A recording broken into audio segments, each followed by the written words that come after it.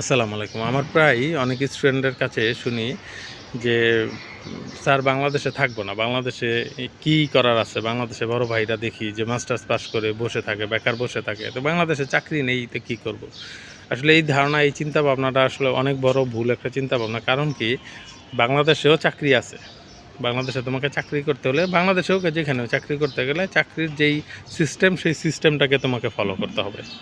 আজ থেকে ৪০ বছর আগে আমার এক রিলেটিভ মেট্রিক পাস করেছিল। পাস করার পরেই তার চাকরি হয়ে গেছে। একটা ভালো চাকরি হয়ে গেছিল।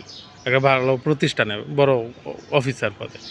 কারণ তখন মেট্রিক পাসের মানুষের খুবই অভাব ছিল।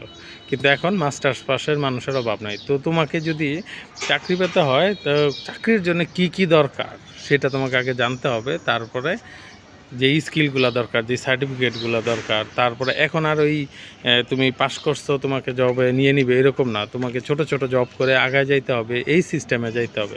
তো তুমি যেমন দেশের বাহিরে যদি যাও, দেশের বাহিরে যাইতে সিস্টেম ফলো করতে হবে, পাসপোর্ট করতে হবে, ভিসা করতে হবে, তারপর টাকা দিতে হবে, দিয়ে দেশের বাইরে যাইতে হবে। ঠিক একই রকম বাংলাদেশেও জব করতে গেলে, ভালো জবে করতে গেলে তোমাকে ওই পরিমাণ দক্ষতা, সার্টিফিকেট যা লাগে সব নিয়ে তারপরে তুমি ভালো বেতনে চাকরি করতে পারবো বাংলাদেশে।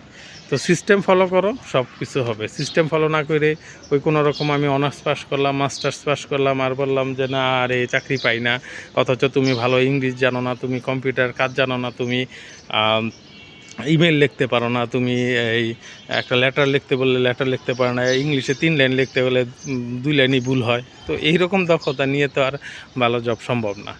তো আসলে এই দেশের বাহিরে যাওয়াটা মেন মানে সমস্যার সমাধান না। সমস্যার সমাধান যেটা, তুমি দক্ষ হও, তুমি শিখো, জানো, তারপরে তোমার চাহিদা দেশের ভিতরেও থাকবে, দেশের বাহিরেও থাকবে। আসসালামু আলাইকুম।